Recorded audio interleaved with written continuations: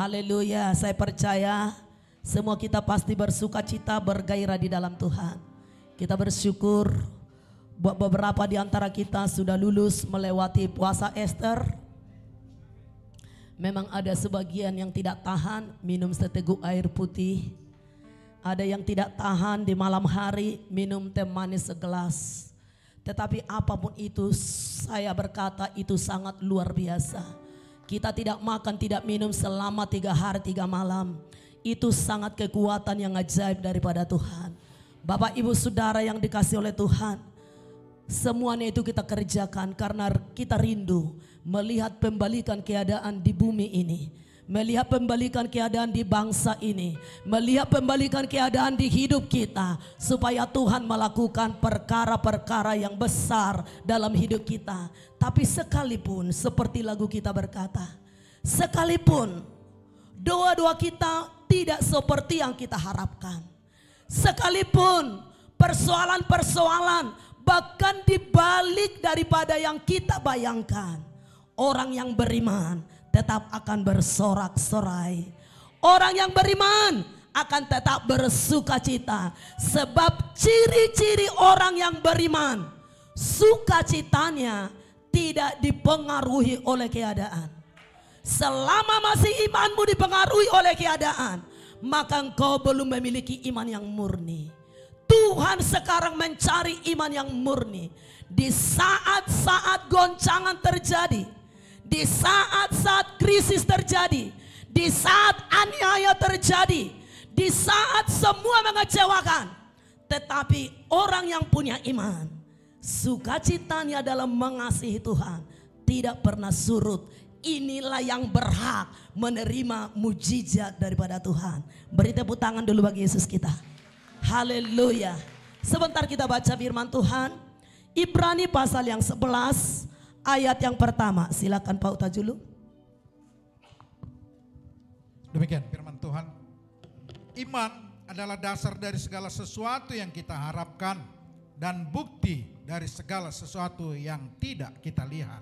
Iman adalah dasar dari segala sesuatu yang kita harapkan dan bukti dari segala sesuatu yang tidak kita lihat. Kita mau belajar pada hari ini iman yang murni.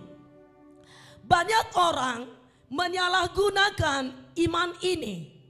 Banyak orang Kristen menyalahgunakan ayat ini.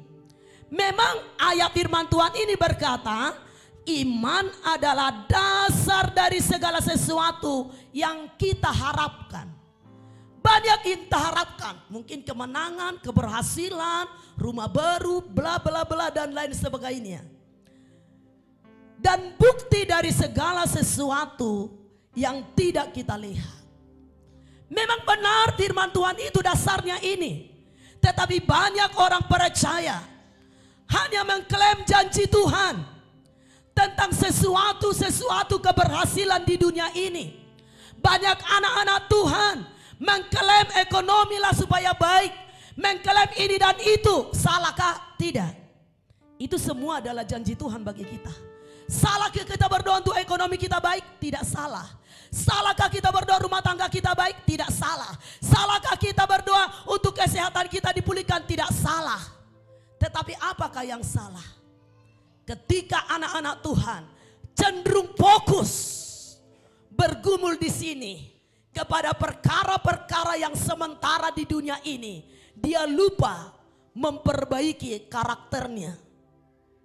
Dia lupa memperbaiki hubungannya dengan Tuhan. Dia lupa bagaimana hidupnya harus bertumbuh di dalam Kristus.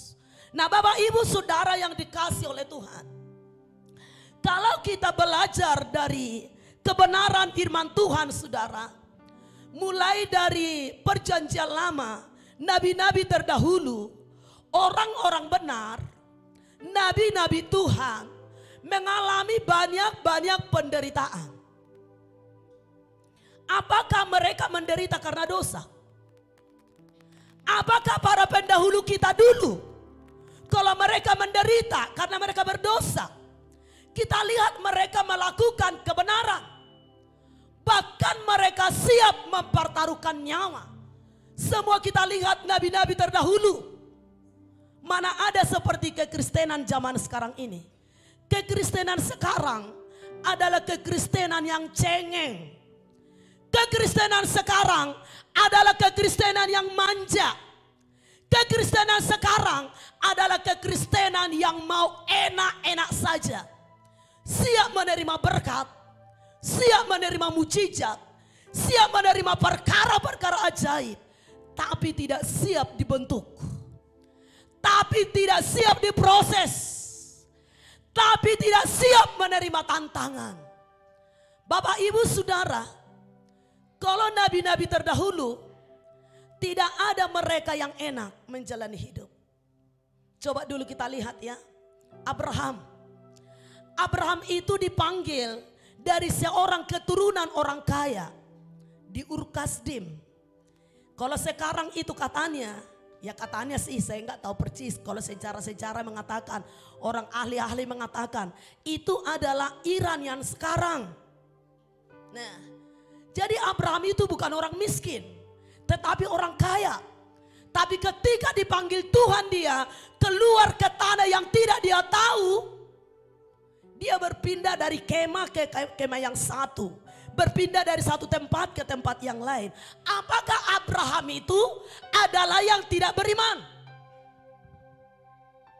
Apakah Abraham itu orang berdosa? Tetapi seringkali ukuran gereja zaman sekarang ini, mobilnya merek apa?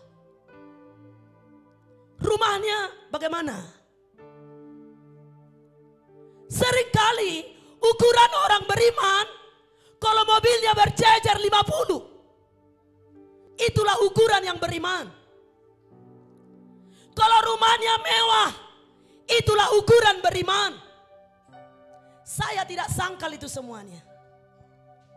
Berkat-berkat itu adalah bagian orang percaya. Berkat-berkat itu adalah bagian orang percaya. Tetapi bukanlah itu ukurannya orang beriman. Sebab di zaman dahulu banyak orang yang tersiksa walaupun dia orang beriman. Yeremia mati digergaji. Sadrak, Mesak dan Abednego dimasukkan ke dalam perapian yang menyala-nyala walaupun Tuhan lepaskan mereka. Daniel dilempar ke gua singa tanpa ada dosa, tanpa ada salah. Hanya karena iman kepada Tuhan, hanya karena penyembahan kepada Tuhan. Perjanjian baru, gereja mula-mula dikejar-kejar dari kota ke kota, masuk penjara, dirajam dan lain sebagainya. Oleh karena aniaya yang dialami oleh gereja mula-mula lah, maka Injil menyebar di seluruh Asia dengan sekejap. Karena mereka menyebar, jadi aniaya tidaklah menghambat pemberitaan Injil.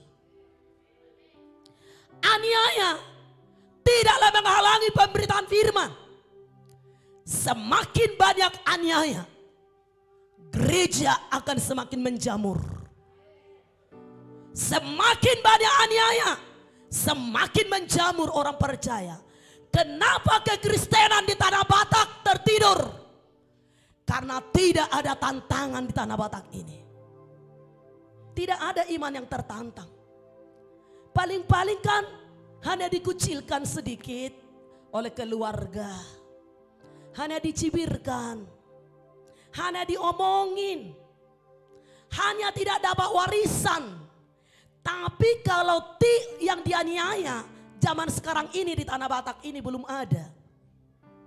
Tapi kenapa menjadi semua tidak berani hidup dalam kebenaran? Dikatakan oleh mereka, tohodon yang firman nedok munai, alai diporti bidope dan sanggup dope bamangulahon. Kenapa? Karena kekristenan adalah Kristen yang manja zaman sekarang ini. Dan ingat, Kristen yang manja, Kristen yang cengeng, jangan harap terangkat pada hari kedatangan Tuhan. walaupun pasti lidah engkau membela diri, walaupun pintar engkau berkata-kata. Orang-orang yang tidak siap dikucilkan, orang-orang yang tidak siap pikul salib, orang-orang yang tidak siap ditolak, orang-orang yang gampang tersinggung, orang-orang yang hanya gampang marah, jangan harap bisa terangkat pada hari kedatangan Tuhan. Tuhan benar-benar mencari orang yang dewasa di dalam iman. Bapak Ibu Saudara, kita lompat dulu ke ayat 32. Ayat 32. Silakan Pak. Demikian firman Tuhan. Dan apakah lagi yang harus aku sebut? Jika aku akan kekurangan waktu, apabila aku hendak menceritakan tentang Gideon, Barak, Simson, Yefta, Daud, dan Samuel, dan para nabi. Ayat 33. Yang karena iman telah menaklukkan kerajaan-kerajaan, mengamalkan kebenaran, memperoleh apa yang dijanjikan, menutup mulut singa-singa. Nah Bapak Ibu Saudara, ini semua para nabi-nabi Tuhan ini, hamba-hamba Tuhan yang diberkati oleh Tuhan ini, semuanya mereka saudara, baik Gideon, Daud, dan yang lain-lain saudara, banyak hal. Dikatakan karena iman telah menaklukkan kerajaan-kerajaan. Mereka menaklukkan kerajaan-kerajaan. Bukan hanya menaklukkan desa-desa. Bukan hanya menaklukkan orang-orang yang tak terpelajar. Tetapi mereka menaklukkan kerajaan-kerajaan. Artinya apa? Tuhan sebenarnya memberi otoritas kepada umatnya untuk menaklukkan kerajaan-kerajaan. Dan Tuhan selalu memberikan kemenangan setiap umatnya melakukan peperangan. Jadi saudara, ada otoritas yang sangat luar biasa yang diberi oleh Tuhan kepada umat pilihannya, kepada umat kesayangannya, kepada umat tebusannya. Contoh nyata ya, karena pas kejadian sekarang. Contoh nyata, Israel. Israel itu adalah bangsa yang dibentuk oleh Tuhan sendiri. Israel itu adalah umat pilihan Tuhan sendiri. Oleh karena Abraham nenek moyang mereka. Oleh karena iman Abraham, Ishak dan Yakub. Maka Tuhan membuat satu janji, satu perjanjian dengan Abraham. Bahwasanya keturunan Abraham, Ishak dan Yakub akan memerintah, akan memegang otoritas di bumi. Sampai Tuhan datang. Jadi saya belajar dari situ, ternyata orang yang punya ketetapan hati hidup dalam kebenaran, Tuhan membuat perjanjian kepada anak cucunya. Orang tua yang takut akan Tuhan, anak cucunya tidak meminta-minta roti. Pegang itu. Anak cucu orang benar tidak akan meminta-minta roti. Sejak saya menikah, masih ngontrak tempat ibadah, masih tidur di tikar tanpa tempat tidur. Ayat firman Tuhan itu sudah saya pegang. Ayat firman Tuhan itu sudah saya perkatakan. Ayat firman Tuhan itu sudah saya imani. Ketika kami masih makan beras satu, Ibu Pania masih ikut mengalaminya. Saya bilang sama Ibu Pania, saat akar mabada dan kadang borasta, ini bagi-bagi kami otik-otik. Masih ada Ibu Pania di sini. Tapi pada waktu itu, ayat firman Tuhan itu saya pegang dan saya percayai. Keturunan orang benar takkan meminta-minta roti. Keturunan orang benar tidak akan mengutang-utang. Itu imani janji Tuhan itu. Bapak Ibu Saudara, Israel, umat pilihan, Tuhan membuat satu janji kepada Abraham bahwa keturunan Abraham tidak meminta-minta roti. Apakah digenapi bagi Israel? Digenapi. Sayang, Tuhan itu memberikan kelimpahan yang sangat luar biasa kepada bangsa Israel. Dalam segala hal, Israel unggul di dunia. Pertanian, teknologi, walaupun di Indonesia ini ya suka mengutuki Israel ya. Toh buatan Israel dipergunakan juga. YouTube itu kan buatan Israel, maunya jangan dipakai Indonesia inilah ya kan. Facebook itu buatan Israel, harusnya jangan dipakai. Yang diciptakan orang Indonesia kata orang apa? Jamu kuat. Kenapa itu yang ada di otaknya? Karena pikirannya hanya bidadari. Karena hanya bidadari. Sampai di sorga pun dibayang-bayangkan bidadari. Karena di otaknya itu hanya najis. Hanya percinahan yang ada di otaknya. Tapi Israel saudara, unggul mereka dalam segala hal. Tetapi tahukah Bapak Ibu, kalau saya membaca sejarah-sejarah yang terjadi, yang dialami bangsa Israel di luar daripada Alkitab, di zaman-zaman di dunia ini, sesudah kejadian di Israel, bagaimana mereka diperlakukan sadis oleh bangsa-bangsa. Kenapa? Mereka umat pilihan, mereka bangsa pilihan Tuhan. Kenapa mereka terhina di mata bangsa-bangsa di dunia? Karena mereka menolak Tuhan. Karena mereka menolak Tuhan. Mereka memilih berhala daripada memilih Tuhan. Setiap kali bangsa Israel tidak taat kepada Tuhan, mereka memilih menyembah berhala. Ini dosa yang sangat menjijikkan di mata Tuhan. Ini adalah persundalan di mata Tuhan. Jadi ingat Bapak Ibu, kalau masih terlibat Bapak Ibu dalam upacara-upacara gelap, engkau adalah perempuan sundal di mata Tuhan. Jangan katakan, oh aku gak pernah berzina, aku gak pernah selingkuh, aku kok hanya satu pasanganku setia. Di mata Tuhan engkau adalah perempuan sundal. Makanya Tuhan berkata, engkau adalah perempuan sundal. Engkau ditiduri di bawah pohon. Apakah laki-laki jasmani yang meniduri Israel? Tidak. Yang meniduri mereka siapa? Roh-roh yang memperbudak mereka. Karena mereka percaya kepada ilah-ilah zaman. Karena mereka percaya kepada roh-roh di bangsa-bangsa. Karena mereka mengikuti tradisi-tradisi bangsa-bangsa di sekeliling mereka. Maka Tuhan murka kepada mereka. Tuhan katakan, Tuhan ampuni mereka sekian kali berulang-ulang. Tapi mereka selalu jatuh dan memilih untuk mengikuti kebiasaan bangsa-bangsa. Maka Tuhan membuang mereka ke seluruh penjuru bumi.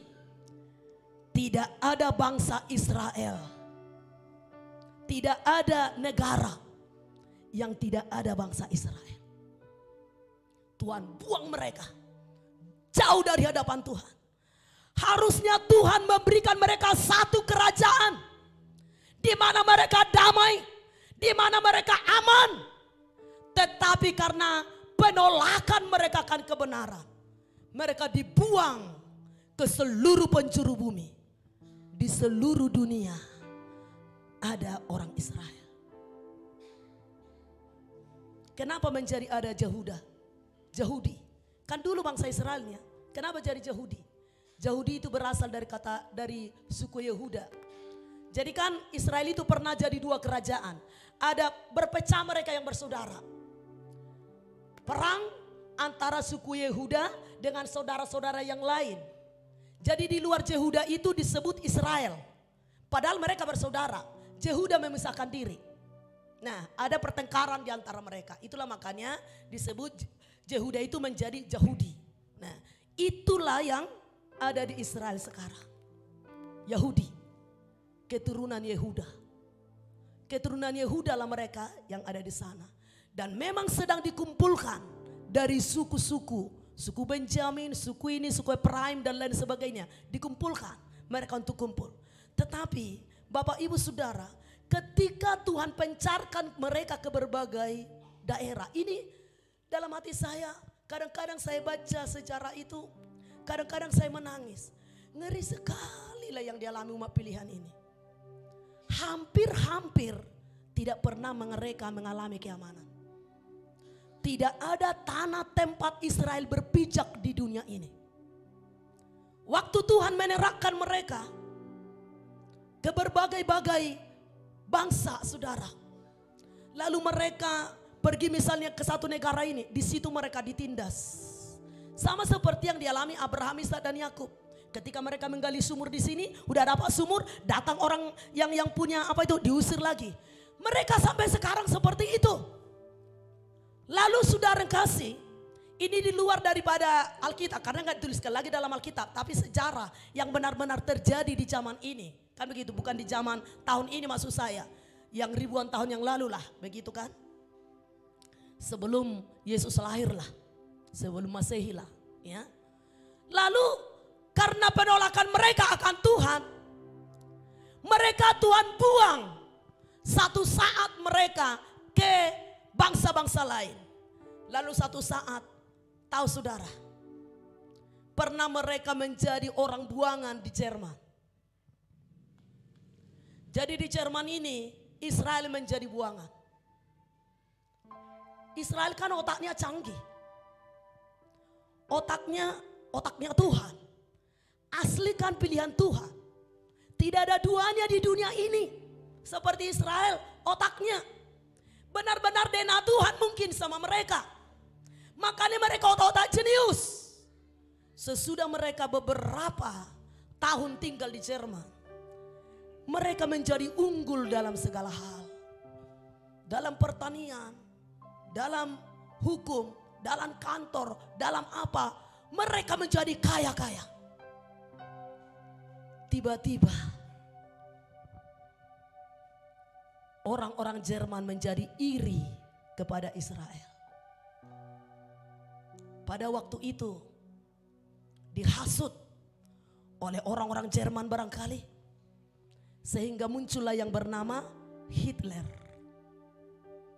Dihabisilah semua orang Israel, dianiaya, dibunuh dengan sadis. Tentara-tentara mereka ribuan dibunuh. Anak-anak, orang-orang cacat dibunuh dengan sadis. Dan mereka diusir pergi dari Jerman. Sehingga mereka pergi ke Spanyol. Pergi mereka ke Spanyol. Diusir oleh Spanyol. Pergi mereka ke Portugis. Diusir oleh Portugis. Pergi mereka lagi ke Belanda. Belanda mengusir mereka, pergi ke Amerika. Amerika menolak mereka, tidak berterima. Kalau saya baca, saudara, sejarah itu, saya meneteskan air mata. Itu adalah gambaran sebenarnya kita, umat Tuhan. Tidak ada sebenarnya tempat yang aman bagi kita di dunia ini. Israel tidak memilih mereka menjadi bangsa Israel. Jangan-jangan kekerasan hati mereka sekarang itu Tuhan yang bekerja. Supaya contoh kepada semua umat Tuhan yang percaya di seluruh bumi. Kok mesti mereka menjadi percontohan? Dari zaman ke zaman, dari generasi ke generasi. Lihat anak-anak kecil. Tidak pernah aman. Anak-anak gadis mereka tidak pernah aman. Makanya mulai dari kecil, makanya kebiasaan orang Israel hingga pada saat ini, tidak ada istilah hanya tentara, tidak ada masyarakat jelata. Semua laki-laki wajib latihan militer. Untuk apa? Menjaga diri. Karena mereka nggak pernah aman menjalani hidup mereka. Hingga singkat cerita Bapak Ibu Saudara, karena mereka tidak ada tempat yang aman bagi mereka di dunia ini, Tuhan bangkitkanlah seorang di antara mereka. Saya lupa namanya siapa. Untuk menghimbau, mengingatkan mereka, tidak ada tempat yang aman bagi kita di seluruh bangsa. Mereka teringat kepada hukum Tuhan, bahwasanya Tuhan memberi satu negeri kepada mereka. Mereka baca ulanglah itu, hukum-hukum Tuhan itu. Mereka rindu punya negeri sendiri. Ingatlah mereka kepada perjanjian itu, mana negeri kami? Kenapa semua bangsa-bangsa di dunia ada negaranya? Kenapa kami tidak punya? Baru mereka menyelidiki hukum Tuhan, bahwasanya daerah Palestina itu adalah tanah perjanjian, tanah Kanaan yang diberikan Tuhan kepada mereka. Maka mereka membentuk kembali. Kembalilah mereka dengan pertolongan, tak bangsa-bangsa mana saya lupa. Oleh pertolongan Tuhan, singkat cerita, merdekalah Israel 14 Mei 1948. Tetapi ketika mereka sudah merdeka, benarkah aman hidup mereka? Sesudah mereka merdeka, mereka juga pernah dibom oleh Suriah. Seperti yang sekarang ini. Jadi Bapak Ibu, jangan hanya percayai berita-berita televisi di Indonesia yang tidak sebenarnya.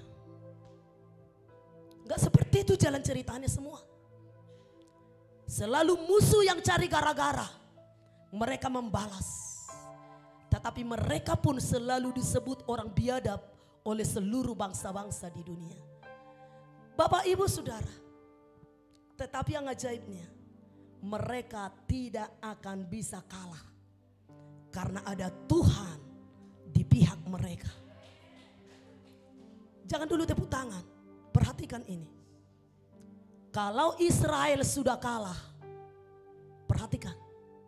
Kalau Israel sudah kalah, gak perlu tangisi mereka, tangisi dirimu. Sebentar lagi Tuhan akan datang. Makanya setiap ada masalah di Israel, saya selalu ikuti jalan ceritanya. Dan saya tidak mau hanya mendengar berita.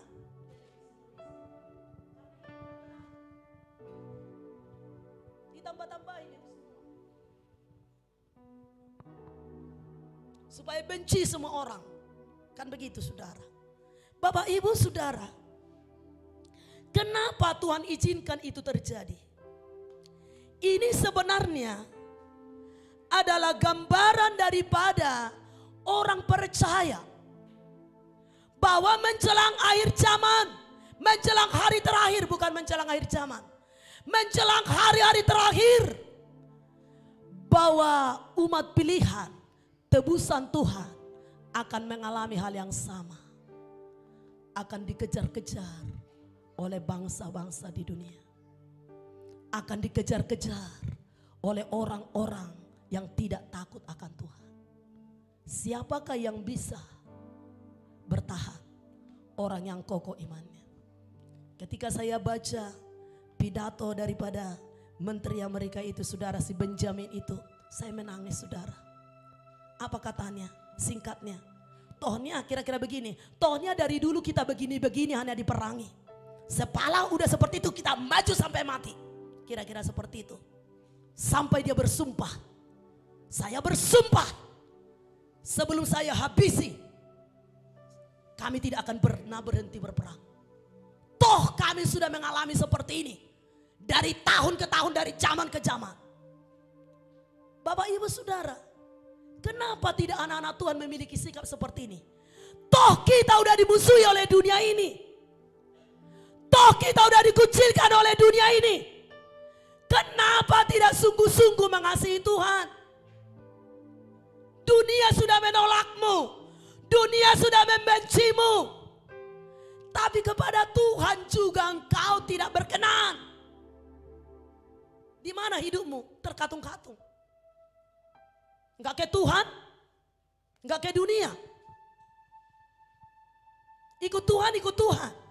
Tapi suam-suam kuku terus. Ikut Tuhan, kedagingan terus. Ikut Tuhan, masih cari hormat. Ikut Tuhan, masih cari pujian. Mau dapat apa kita? Ikut Tuhan, berdoa pun tidak mau. Mau ikut Tuhan, puasa pun tidak mau. Mau ikut Tuhan, beribadah pun tidak setia. Mau dapat apa kita Bapak Ibu? Maaf, saya harus keras di zaman akhir ini. Supaya kita mengenal siapa sebenarnya kita di dalam mengiring Tuhan ini. Terlalu sering kita mempersalahkan Tuhan ketika kita mendapat masalah. Terlalu kita sering mempersalahkan Tuhan ketika doa kita tidak dikabulkan. Apa yang sudah kita perbuat? Apa komitmen kita rupanya mengiring Tuhan ini? Sehingga dikit-dikit kita mempersalahkan Tuhan. Bapak Ibu Saudara, mari saudaraku, miliki iman yang murni di zaman sekarang ini. Kita saudara sama seperti orang Israel. Itu adalah lambang daripada iman kita. Seringkali kita tidak ada melakukan kesalahan tapi kita dibenci. Kita hanya berdiri di atas firman Tuhan, kita dibenci. Kita hanya berpegang teguh kepada iman percaya kita, kita dijauhi. Tapi menurut saya itu belum ada apa-apanya. Bagi saya itu enggak pengorbanan. Saya terus berkata kepada Tuhan, belum ada pengorbananku untukmu. Tapi terlalu banyak orang, hanya sedikit saja sudah merasa berkorban besar buat Tuhan. Hanya dingomongi sedikit, sudah merasa salibnya besar. Inilah salibku karena mengiring Tuhan ini. Bapak Ibu Saudara yang dikasih oleh Tuhan, lihat bangsa Israel. Bagaimana penderitaan mereka. Tetapi apakah mereka benar-benar kalah? Mereka pasti menang. Demikian juga kita. Kalau kita bertarung dalam iman kita, kemenangan sudah pasti milik kita. Haleluya. Kemenangan pasti milik kita Bapak Ibu. Tuhan memberikan otoritas kepada kita untuk menaklukkan kerajaan-kerajaan yang ada di dunia ini. Kerajaan apa? Kerajaan kegelapan. Kerajaan roh-roh leluhur. Kerajaan roh-roh yang bergentayangan di dunia ini. Kerajaan-kerajaan dari roh-roh orang mati. Kerajaan-kerajaan dari antikris. Firman Tuhan berkata, selama gerejanya masih ada, gerejanya diberi kuasa untuk menahan antikris. Makanya tahanlah setiap hari. Tahan. Sebelum kita umat pilihannya disingkirkan, tidak bisa dia menyatakan diri. Karena kepada umatnya diberi otoritas menaklukkan kerajaan-kerajaan. Jadi gak perlu takut akan itu semua. Jangan takut kepada sakit penyakit. Jangan takut kepada apapun. Jangan takut saudara miskin. Tuhan sudah menjamin. Tuhan sudah menjamin. Apa yang kita makan, apa yang kita minum, Tuhan sudah menjamin. Apa yang kita pakai, Tuhan sudah menjamin apa masa depan anak-anak kita.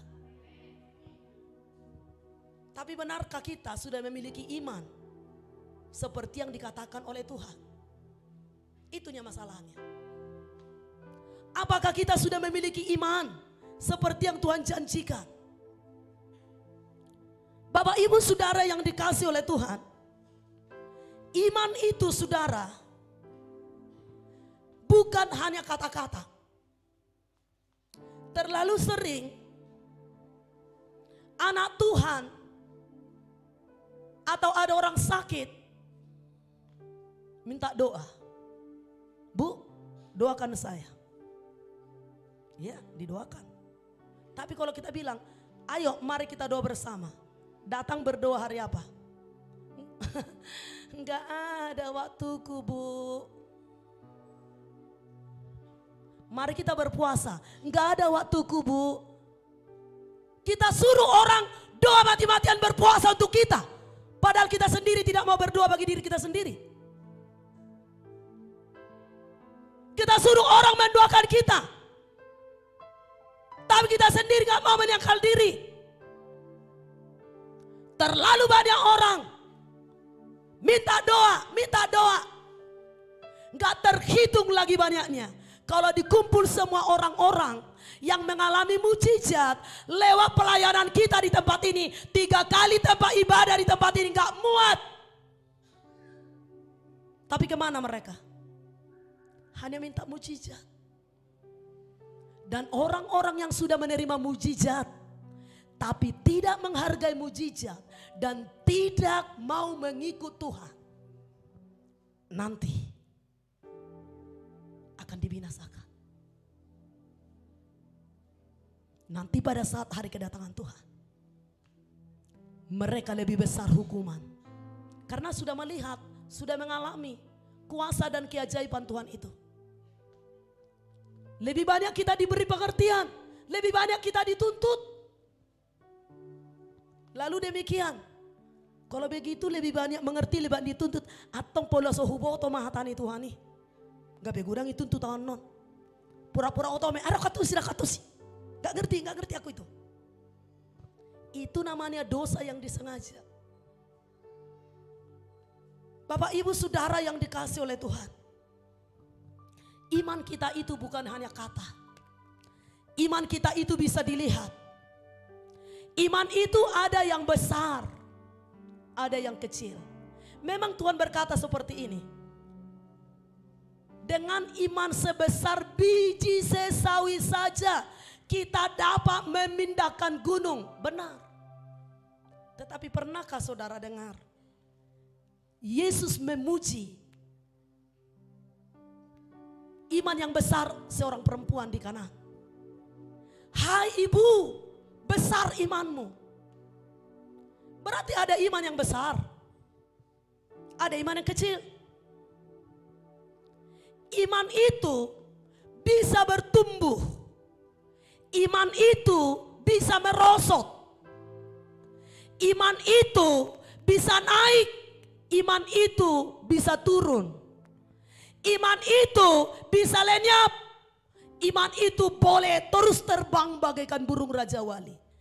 Iman itu butuh latihan.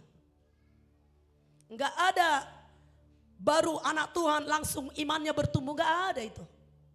Doakan dulu aku supaya tumbuh imanku. Enggak bisa. Enggak bisa didoakan supaya tumbuh iman kita. Iman itu bisa bertumbuh lewat situasi-situasi yang kita alami. Israel semakin canggih senjata nuklir mereka ketika seluruh bangsa memerangi mereka. Ketika banyak bangsa-bangsa di dunia selalu memerangi mereka, lalu selalu ada ide yang ajaib mereka terima untuk menciptakan senjata yang lebih canggih. Bertumbuh terus. Demikian juga kita. Iman itu bertumbuh lewat pengalaman-pengalaman, situasi-situasi yang kita hadapi.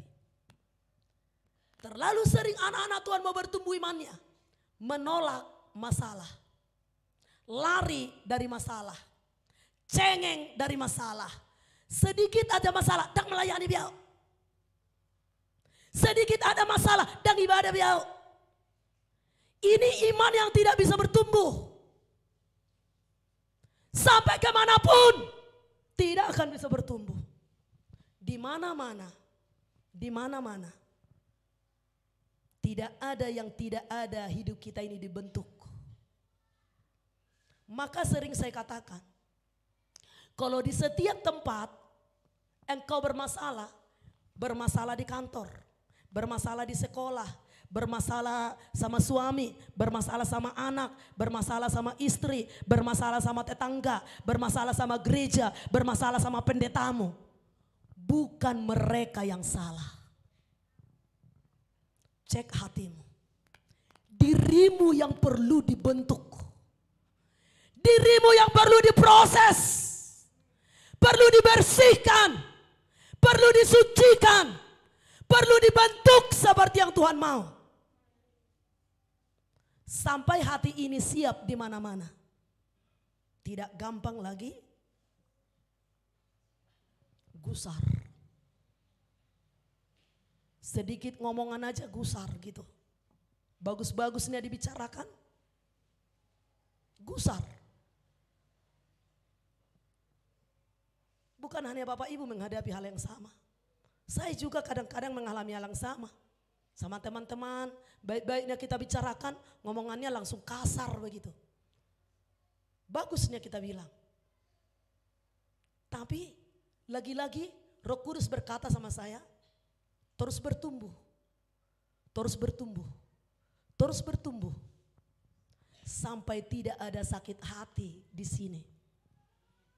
Kalau selagi masih ada sakit hatimu, berbulan-bulan, kalau marah sebentar itu biasa. Seketika marah, bala. Tapi hanya di situ. Jangan sampai terbenam matahari.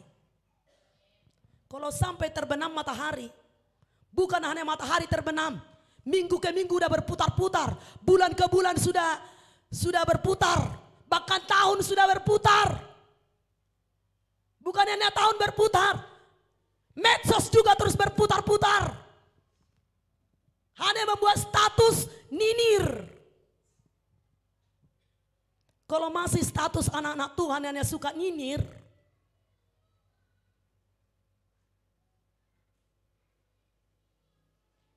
perbaiki di hadapan Tuhan. Kalau mau terangkat, kecuali kalau nggak mau. Kecuali kalau pilihanmu sudah mau tinggal di dunia ini. Kalau ada hal-hal yang tidak enak, berdiam diri lebih bagus. Diam, tahan, sambil minta Roh Kudus tolong aku. Roh Kudus kuatkan aku. Enggak sanggup saudara berdoa, dia bilang aja Roh Kudus. Roh Kudus. Roh Kudus hanya gitu aja. Pasti engkau dikuatkan oleh Roh Kudus. Enggak usah banyak berkata-kata. Jangan isi medsos dengan kebencian. Jangan buat status yang membuat perpecahan. Jangan buat status yang membuat perang. Jangan buat status yang menceritakan unek-unek. Jadilah berkat di mana kita berada. Hadir kita di medsos jadi berkat. Hadir kita di gereja jadi berkat. Hadir kita di kantor jadi berkat. Pergi kita di pasar jadi berkat. Ini iman yang murni. Iman itu bukan masalah angkat tangan setinggi-tingginya. Iman itu bukan hanya masalah melompat-lompat.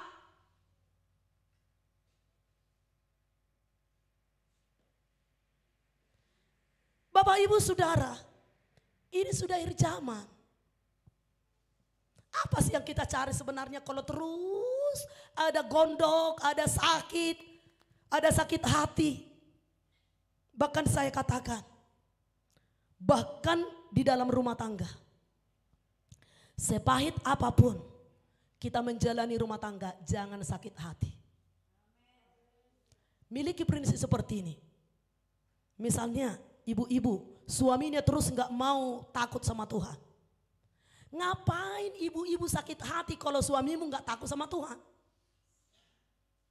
Kalau suamimu nggak takut sama Tuhan, tapi ibu-ibu takut sama Tuhan, tinggal jalani aja hidupmu. Tuhan nanti ketika hari penghakiman tidak dipanggil per keluarga. Keluarga bapak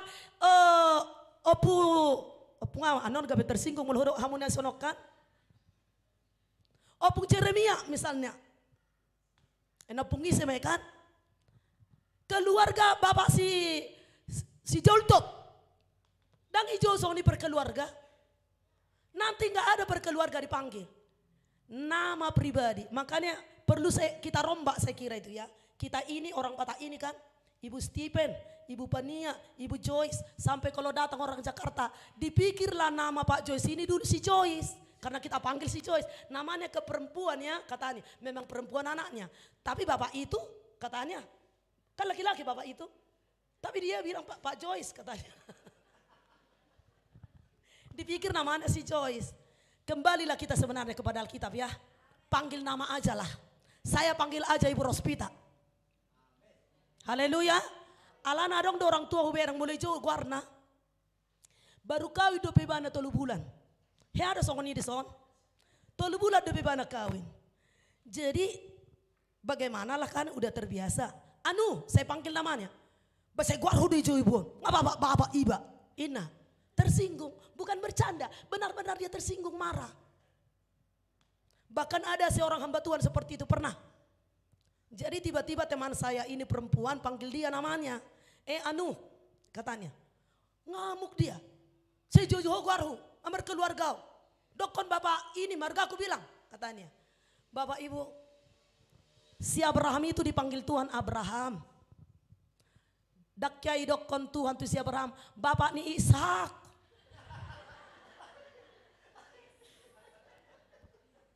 Iya kan? Kan namanya dipanggil kan? Tapi kalau orang Batak, sombongnya luar biasa, nggak bisa dipanggil namanya. Ngarong anakku, apalagi ngarong Papuna, ijo warna, wadang be. Mangamuk nama saya bisa-bisa. Jadi perlu kita rombak itu. Panggil aja mulai sekarang Pak Herbert Simajuntak. Haleluya. Panggil nama aja, kenapa? Kenapa harus tersinggung dipanggil nama? Haleluya. Dang rela sudah.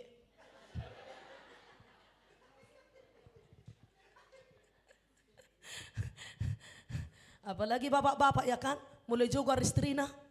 Contohnya saya. Contohnya. Kalau dipanggil saya Rospita. Ayo ibu cek datang. Ayo kemarga aku deh ibuan. Nah. Ini kan si aku ini saudara. Nah. Nanti menghadap Tuhan. Nama kita nih dipanggil. Nama kita asli. Jadi molo Ibu Marice Siahan ini hidup dalam kebenaran, setia mengikut Tuhan. Guarna rondo jona, dang nang pedang do suamina, dang pola terhalang di mana? Nggak terhalang. Dan kesedihan itu sebentarnya itu. Nanti kalau udah bersama Tuhan, lupa semua, nggak ada ingat anaknya yang tinggal, suaminya yang tertinggal, nggak ada ingat itu. Semua bertanggung jawab pada diri masing-masing. Beri tepuk tangan bagi Tuhan. Jadi kalau toh bertanggung jawab pada diri masing-masing, kenapa harus hilang sukacita kalau suami jatuh dalam dosa? Kenapa harus hilang sukacita kalau teman kita jatuh dalam dosa? Kenapa harus marah-marah kalau orang tidak melakukan firman? Silakanlah menurut kemauan masing-masing. Gak usah cepat-cepat menghakimi. Bagaimana kalau orang berdosa itu tiba-tiba besok dia jadi baik? Orang yang kita hakimi itu besok dia 10 kali ganda kekudusannya dari kita. Sementara kita turun jauh ke belakang. Iman kita merosot. Pas sangka kala berbunyi, datang Tuhan. Kita tinggal, dia sudah dipanggil. Bagaimana? Belum ada yang bisa menjamin kita ini. Siapapun kita ini belum ada bisa dijamin. Makanya nggak usah terlalu, misalnya ada jemaah yang jatuh, langsung kita benci. Misalnya seperti itu, langsung kita jauhi. Izinkan berproses. Izinkan Tuhan mengerjakan setiap pribadi. Kalau tidak mau bertobat dia sampai pada kedatangan Tuhan. Ibana romanangkungi sohita. Haleluya. Haleluya. Jadi mulai dong roh perdosa biar kamu tuh gereja. Unang sinis. Sambut. Kenapa?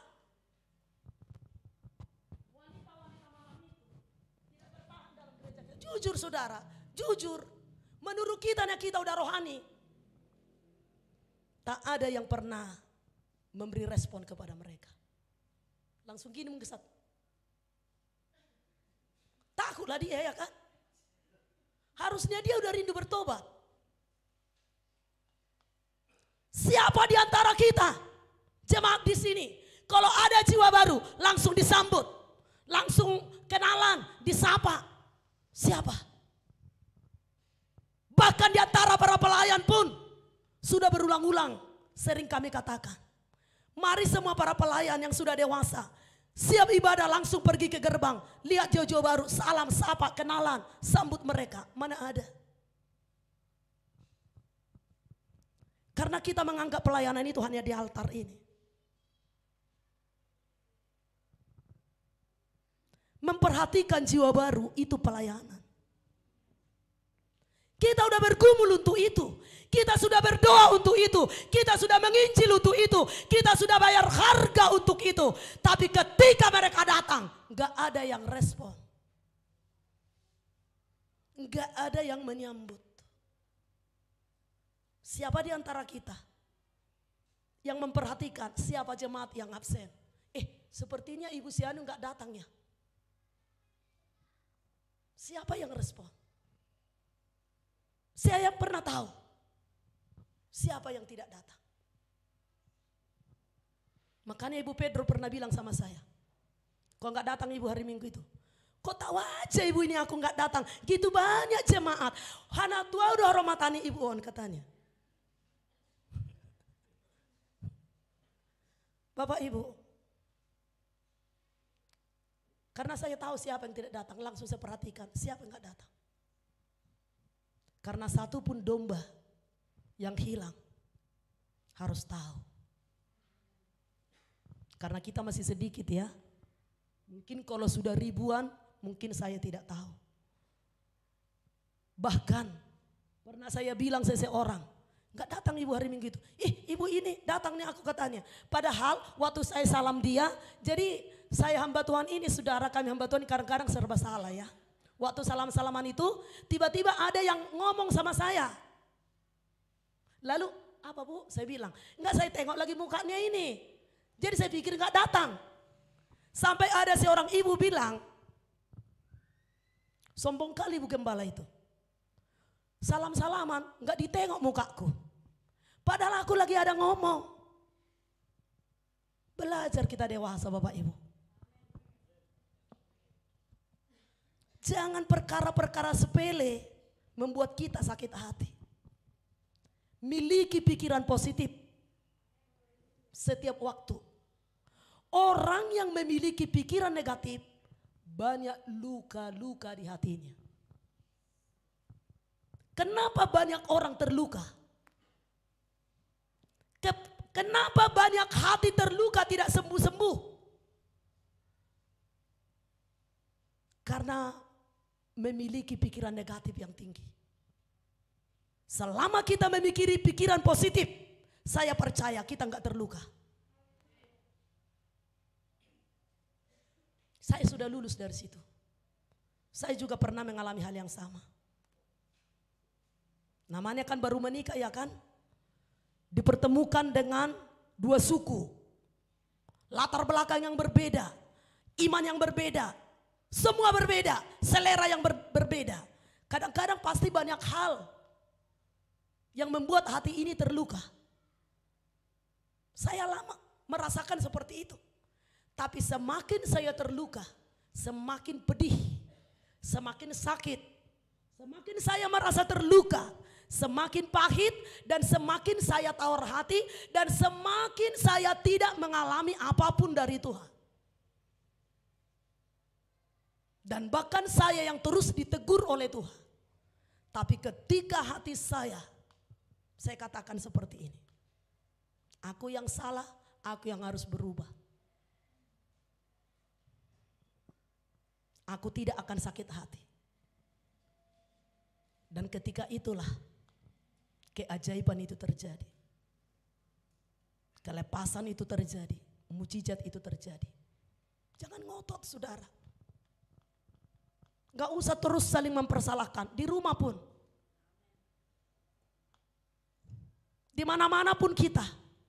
Terima semua bentukan. Apapun itu. Iman itu bertumbuh ketika kita diperhadapkan kepada banyak situasi yang tidak enak. Tetapi sekarang saya katakan kayak gini. Untunglah semua itu terjadi kualami. Supaya aku dibentuk. Kalau saya enggak mengalami itu, saya tidak memiliki iman yang kumiliki sekarang. Kalau saya tidak diperhadapkan kepada situasi-situasi yang tidak enak. Mungkin saya tidak mengalami peperangan seperti ini, mengerti dalam peperangan lebih lagi. Saya bertumbuh dalam peperangan, saya bertumbuh dalam iman. Lewat situasi-situasi yang tidak enak bagi diri saya. Yang menurut saya sangat menyakitkan. Yang menurut saya membuat hidup ini tidak berarti. Tapi ketika itulah iman saya bertumbuh.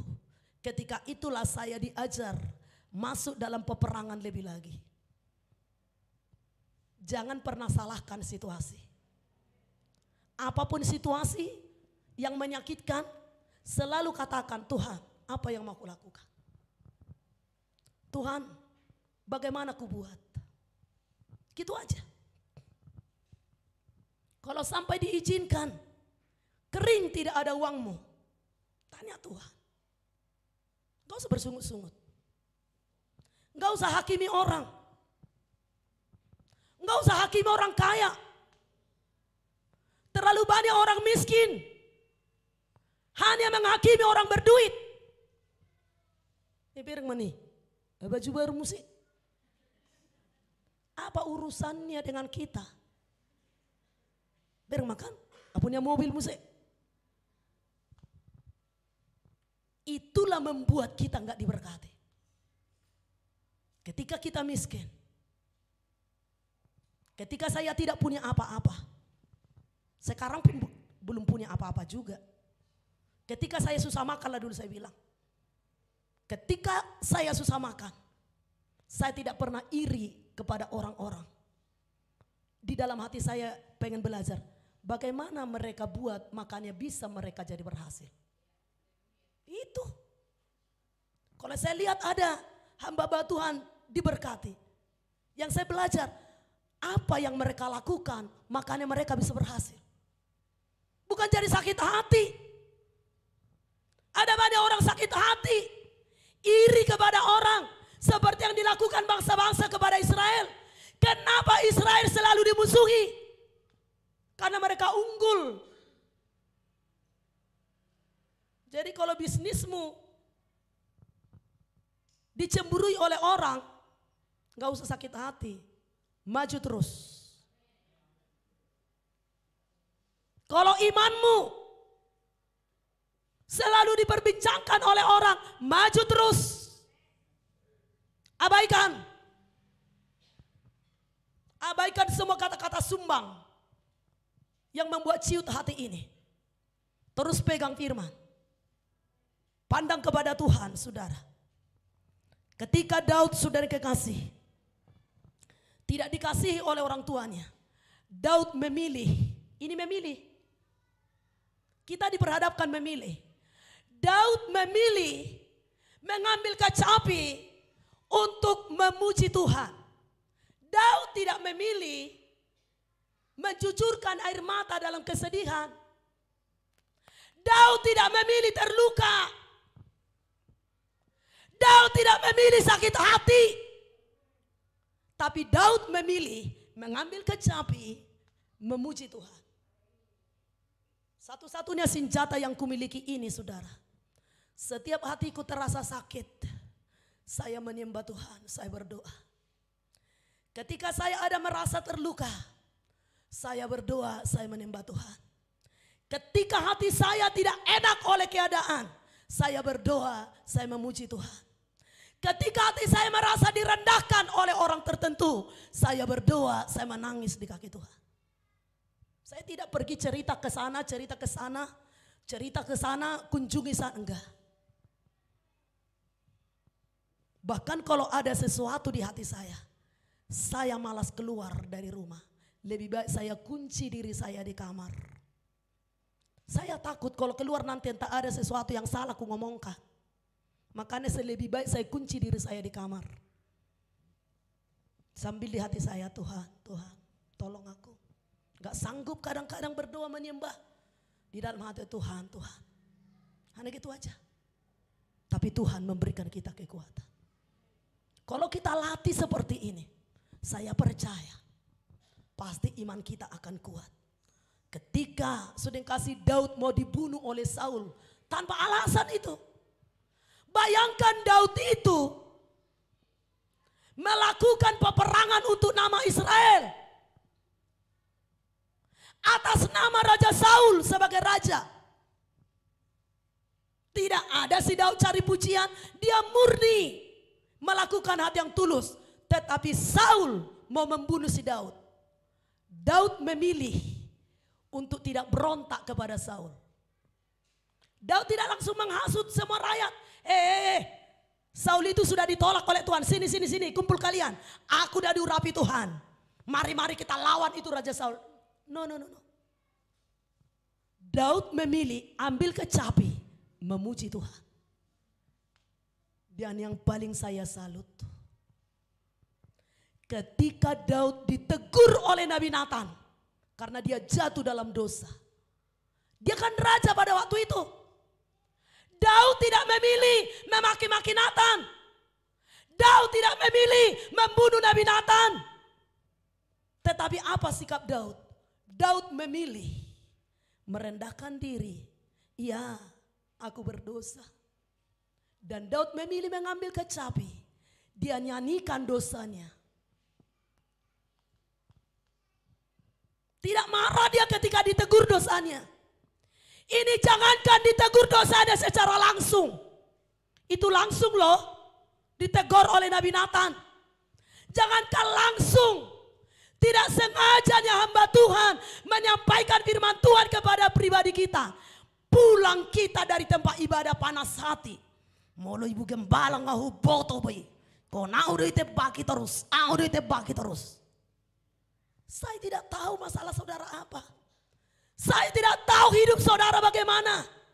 Itu yang diletakkan Tuhan dalam lidah bibir ini. Itulah yang disampaikan.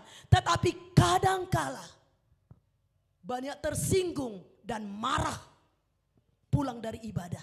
Merasa dia disinggung firman Tuhan itu. Daud memilih memuji Tuhan ketika dia ditegur oleh Nabi Tuhan. Bahkan ketika Daud dihukum oleh Tuhan, anaknya mati, Daud memilih bangkit dari kesedihan. Dia berurap, dia makan bersama dengan seisi rumahnya. Pilihan ada di tangan kita. Kalau kita menghadapi masalah, apa yang kita pilih tindakan kita? Kalau kita disakiti orang, apa pilihan yang kita ambil? Kalau kita menjalani hidup yang dikecewakan, apa pilihan yang harus kita ambil? Pilihan itu menentukan apa yang kita alami. Pilihan itu menentukan apa yang kita terima. Jawaban dari Tuhan. Kalau kita pilih marah, tidak terjadi keajaiban. Kalau kita pilih sakit hati, tidak terjadi keajaiban. Kalau kita pilih dendam, tidak terjadi pemulihan. Kalau kita pilih saudara, tawar hati, kita tidak melihat keajaiban. Pilihlah jalan Tuhan, walaupun menyakitkan. Di sininya kita yang sering tidak lulus saudara. Di hati ini, bukan Tuhan yang tidak mencurahkan berkat yang ajaib bagi kita, tetapi di sini yang gagal. Di hati ini yang gagal. Bahkan kenapa sering Tuhan tahan berkat itu? Tuhan lebih mengerti diri kita daripada diri kita sendiri. Ketika dicurahkan berkat itu berlimpah kepada kita, Tuhan melihat kita nggak bisa lulus. Kita akan jatuh dalam dosa. Kita akan pergi kepada perempuan kuntilanak. Kita akan pergi mabuk-mabukan. Kita akan pergi menjudi. Kita akan pergi melakukan ini dan itu. Tuhan tahu itu. Karena Tuhan sayang sama kita, kata Tuhan, daripada kau binasa, lebih baik secara jasmani kau kuhajar. Aku sayang kepadamu, kata Tuhan. Itu bentuk kasih sayang Tuhan kepadamu. Jangan marah kepada Tuhan. Itu bentuk kasih sayang Tuhan kepada jiwamu. Karena Tuhan sangat sayang. Menurut kita, kalau aku enggak lah. Kalau kaya aku pasti hatiku tetap mencintai Tuhan. Menurut Tuhan belum tentu seperti itu. Dan ternyata praktek di lapangan banyak anak-anak Tuhan seperti yang sering diceritakan oleh Pak Gembala. Ketika satu kerbaunya masih dia mengikat kerbau, sesudah 10 kerbaunya, kerbau yang mengikat dia. Ketika pekerjaannya masih sedikit, masih dia bisa ibadah. Ketika semakin banyak, orderan semakin banyak, pelanggannya semakin banyak, gak ada waktunya beribadah. Sayang mata kood ditutup, HP lagi rogodang pelanggan. Tuhan tahu itu. Hati kita gak lulus di situ. Makanya Tuhan tahan berkat itu. Karena sayang Tuhan sama kita. Tetapi kalau sudah terbukti murni, diselidiki Tuhan di dalam, mau diberkati pun ini limpah, hatinya terus menjerit, air matanya terus bercucuran menyembah di kakiku. Semakin Tuhan curahkan, semakin Tuhan curahkan. Ketika berkat mulai ada, hola nang adong saoti dope, sopola boha dope nian, molo dibadikon halakan.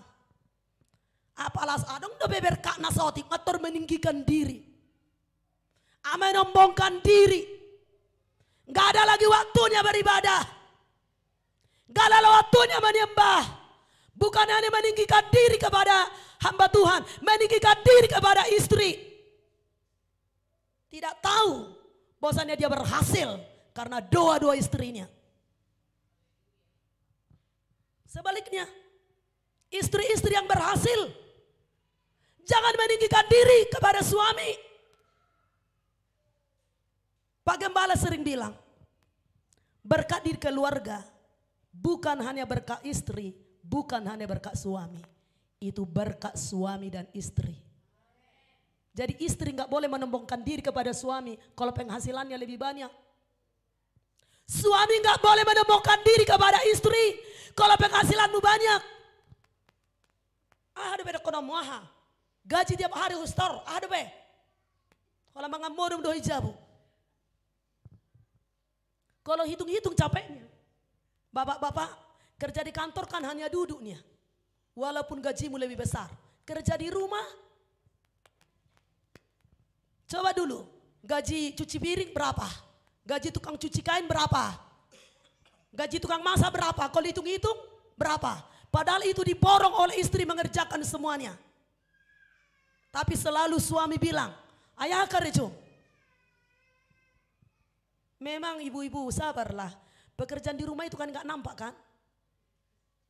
Ayah bebe bingung do sepata. Nggak bisa tongar. Aku kerja sanakit. HP bebe merasa suanu ngudul sanakit kan? Kadang-kadang saya juga seperti nggak ada aku dari tadi. Ayah mertua itu nangis sanakit. Suanu pegang HP aku dari tadi. Macam nggak bisa. Nah atau apa jam? Macam dah bolas. Tapi seringkali pekerjaan wanita itu tidak diperhitungkan. Tapi gak apa-apa, sabar aja. Gak usah sakit hati. Unang politorina. Na saya boto hono unang toro ipa josor mulai A1 jet. Na saya boto hono makerja. Ngapain? Tuhan kan tahu. Enggak tahu suami, Tuhan tahu. Ngapain harus tahu suami? Perlu iboto, perlu hak. Kalau istri masih mencari pujian dari suami, engkau tidak bahagia.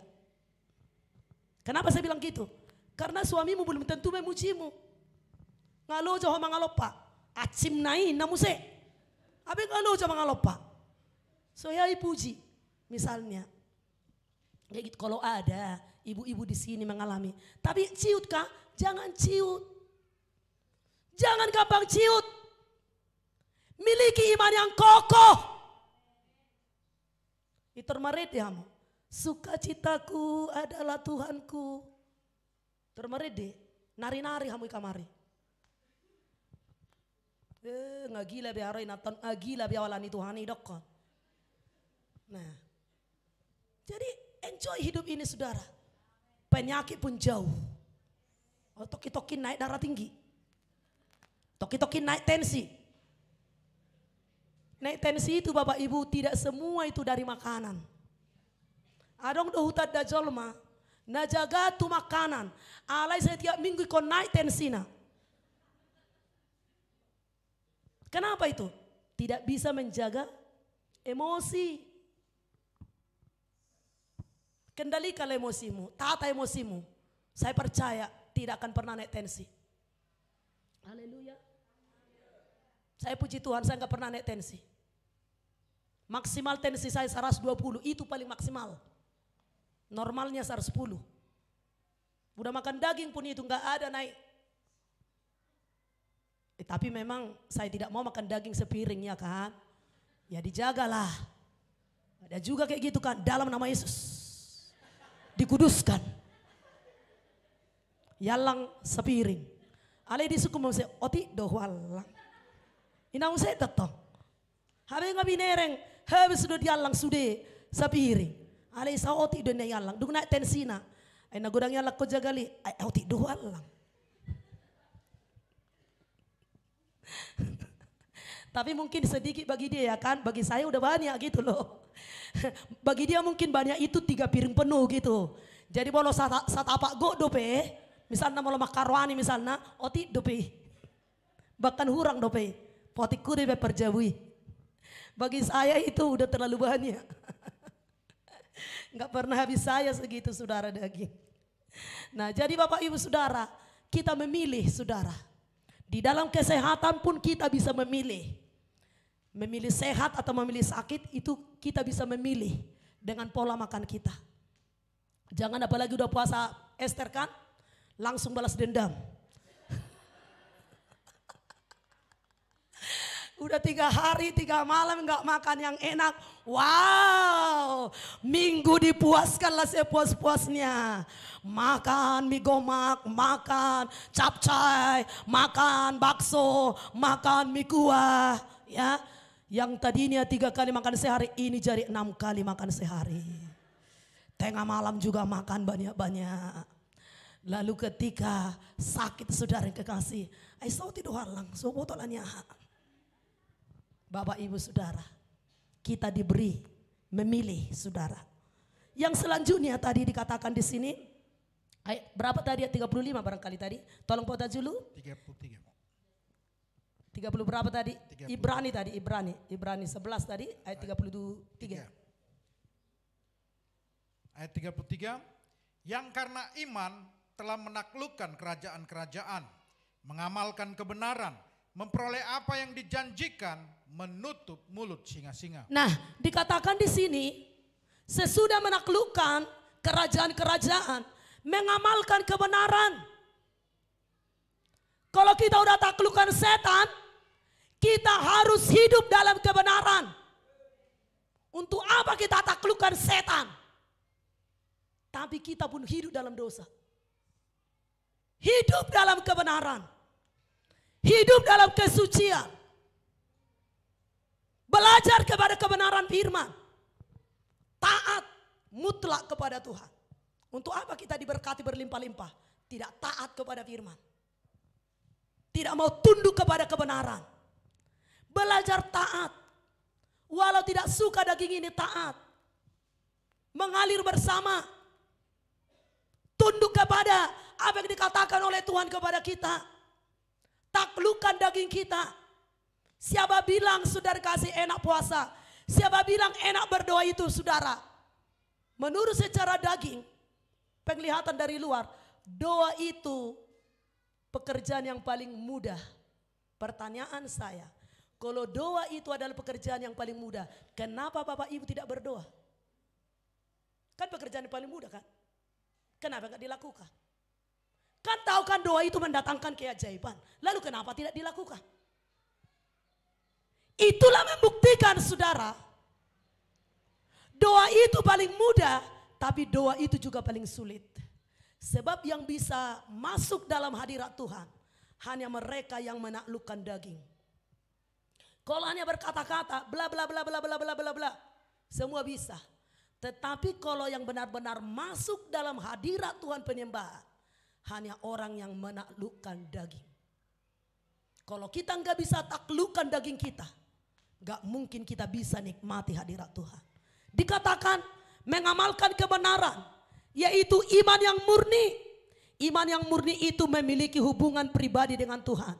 Iman yang murni itu teruji di dalam segala kesulitan. Iman yang murni itu bisa lolos memilih jalan Tuhan walaupun jalan itu sunyi, walaupun jalan itu sepi, walaupun jalan itu tidak banyak dipilih oleh orang, tetapi bisa kita pilih jalan itu. Itu iman yang murni. Dan sesudah kita lolos, baru dikatakan tadi, sehingga mereka memperoleh apa yang dijanjikan. Bapak Ibu Saudara, ada ribuan janji Tuhan dalam Alkitab ini. Itu semuanya bisa kita ambil menjadi milik kita. Ribuan janji Tuhan dalam Alkitab. Itu semua milikmu dan milikku. Semua bisa kita ambil. Janji kesembuhan, janji hidup berkelimpahan, janji kemenangan, jodoh yang terbaik, semua bisa kita ambil. Ketika saya nggak dapat jodoh saudara, saya hanya minta berdoa sama Tuhan. Tuhan, antarkan seorang jodohku Tuhan, bukan dua, satu orang. Karena sekali dua nanti datang kan bingung saya memilih.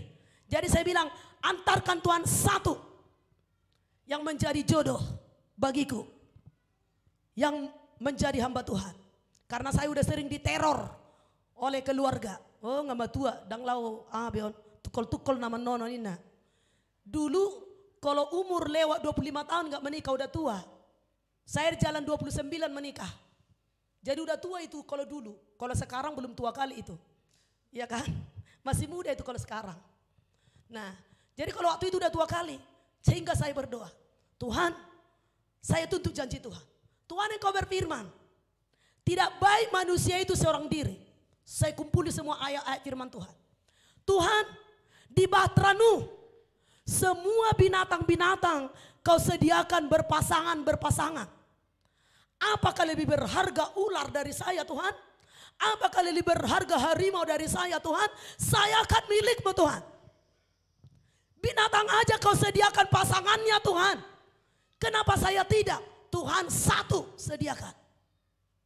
Jadi saudara, kalau saya sudah fokus menuntut sesuatu, puji Tuhan saudara, saya biasa kalau fokus sesuatu, saya kumpuli semua ayat-ayat firman Tuhan. Jadi seringkali kita berdoa mencari ayatnya kita nggak mau. Kita mau kelimpahan. Ayat kelimpahan kita nggak tahu. Kita mau jodoh. Ayat tentang jodoh kita nggak tahu. Karena harus ada dasarnya. Mana ayatnya. Lalu saya kumpuli semua ayat-ayat tentang itu. Tidak baik manusia itu seorang diri. Kalau seorang jatuh, tidak ada yang menolong. Tapi kalau berdua, yang satu jatuh, yang satu menolong. Kan Tuhan, engkau yang berfirman seperti ini. Tahu kok saudara? Minggu depannya, saya lagi khotbah, Pak Gembala langsung nongol. Apakah mata saya langsung kepada jodoh? Enggak. Saya enggak tahu dia siapa. Saya pikir pada waktu itu udah bapak-bapak. Karena Pak Gembala ini tidak selangsing sekarang. Pak Gembala ini dulu gendut.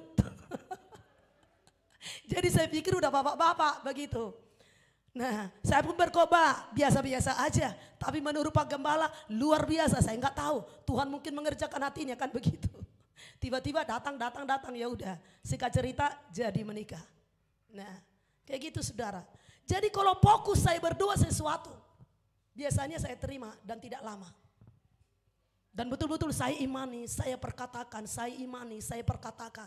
Saya jaga hati, saya jaga pikiran, saya jaga persekutuan. Fokus. Maka dapat. Saudara kekasih dalam nama Yesus. Iman itu dasar dari segala sesuatu. Apapun itu yang engkau inginkan, cari ayatnya. Dan imani, perkatakan. Bila perlu, tulis di dinding kamarmu. Iya, saya dulu seperti itu. Saya tulis di kertas. Saya tempeli di dinding kamar saya. Kalau mau tidur saya baca. Jadi kita mau menginginkan sesuatu. Tuhan, berkati aku Tuhan. Berkat yang mana? Dasarnya mana? Tuhan, berkati ekonomiku Tuhan. Aku tidak mau miskin Tuhan. Ayatnya mana? Tuhan, berkati usahaku Tuhan. Mana ayatnya? Cari semua ayat-ayat firman Tuhan sebanyak-banyaknya. Ucapkan, perkatakan, imani, bayangkan itu terjadi. Hidup terus di dalam firman itu. Lihat, tidak akan lama engkau akan menuai. Kata firman Tuhan, maka engkau memperoleh apa yang dijanjikan.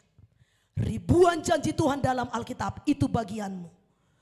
Tetapi saudara, jangan abaikan ribuan juga berita Tuhan. Taat kepada firman. Taat kepada firman Tuhan. Apa yang disuruhkan Tuhan taat. Saya terbaliknya saudara. Saya sudah mamanya saya mau pakai listip. Jujur, waktu gadis, tanya Pak Gembala itu. Seperti nenek-neneknya saya gayanya. Gak peduli saya yang kayak gitu-gituan dulu. Fokus melayani.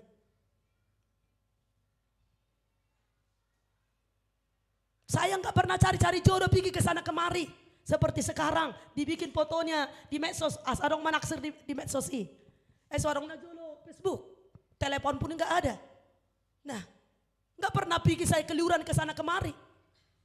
Saya antara pelayanan dan gereja itu aja. Jadi Bapak Ibu Saudara, termasuk anak-anak muda, dapatkan jodohmu di dalam doa. Gak usah pala overacting kalau mau cari jodoh. Makin overacting, makin orang tidak suka. Dapatkan aja di dalam doa. Maka Tuhan antarkan tepat pada waktunya. Benar-benar kalau laki-laki tulang dari rusukmu diambil. Segambar seperti yang kau mau. Seperti yang diinginkan Tuhan. Amin. Haleluya. Nah, yang sedikit lagi menutup mulut singa-singa. Saudara, iman kita akan bertumbuh. Mulut singa-singa sedang menganga di mana-mana. Menelan banyak korban. Menelan lewat sakit penyakit, lewat celaka, lewat maut, lewat kehancuran dan lain sebagainya. Kita diberi otoritas untuk menutup mulut-mulut singa itu lewat peperangan. Setiap hari lakukan peperangan rohani. Tolak celaka, tolak maut, tolak kemiskinan, tolak kegagalan, tolak semua sakit penyakit, tolak kerugian, tolak kehancuran. Begitu caranya menutup singa itu saudara. Menutup mulut-mulut singa itu. Buka pintu gerbang ke sorga untuk lawatan, untuk kuasa, untuk mujizat. Tetapi dengan catatan. Taat kepada firman. Lakukan dulu kewajibanmu kepada Tuhan, baru tuntut hakmu. Jangan tuntut hakmu, kewajibanmu pun belum engkau lakukan. Lihat ketika kita taat melakukan kewajiban kita, kita tuntut hak kita akan diberikan oleh Tuhan. Mari kita semuanya bangkit berdiri. Kita naikkan pujian kita kepada Tuhan. Lagu yang tadi tiada yang lain.